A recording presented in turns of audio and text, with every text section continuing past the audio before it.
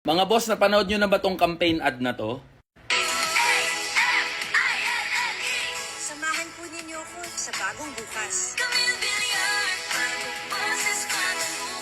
Gago pala talaga tong pamilya na bilyar na to eh. Ginagawang tanga yung marami sa atin. Anong bagong boses pinagsasabi mo dyan? Halos lahat kayo sa pamilya mo nasa politika. Mula sa tatay mo na si Manny, nanay mo na si Cynthia, kuya mo na si Mark hanggang sa'yo, lahat kayo nasa politika. At alam naman ng lahat na sa dami ng tarpaulin na may mukha mo, natatakbo kang senador. Pang-apat ka na nga sa pamilya napapasok sa Senado. O anong bagong boses, bagong bukas pinagsasabi mo? Nanay mo na nga nagsabi kung paano nyo ituring yung politika Mana-mana.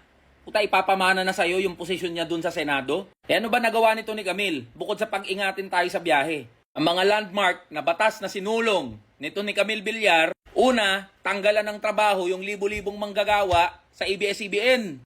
Di ba, isa si Camille sa mga nagpasara ng ABS-CBN. Pangalawa, yung Maharlika Investment Fund, na hanggang ngayon, di natin alam kung anong investment yung pinagagawa. Saan pa kilala? Itong pamilya Villar. Yang nanay niyang si Cynthia, ang may pakana ng rice tarification law. Yung batas na pumatay sa libu-libong mga magsasakang Pilipino dahil sa unlimited na importasyon ng bigas. Hindi rin umusad yung National Land Use Act dahil dyan kay Cynthia. Ano ba yung batas na yan? Yan sana yung pipigil sa mga real estate developer gaya ng pamilya Villar na makakuha ng mga lupa para i-develop gawing subdivision. Yung kuya niyang si Mark, ano ba nagawa?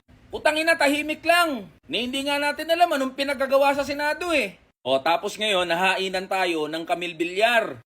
Tangina naman mga boss, di pa ba kayo sawa sa mga Villar? Tangina mga boss, sa yaman ng pamilyang yan.